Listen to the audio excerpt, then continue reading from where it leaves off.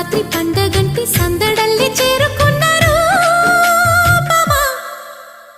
అల్లం నేరేడు కళ్ళ దానా ప్రేమ వల్ల పడ్డానే పిల్లదానా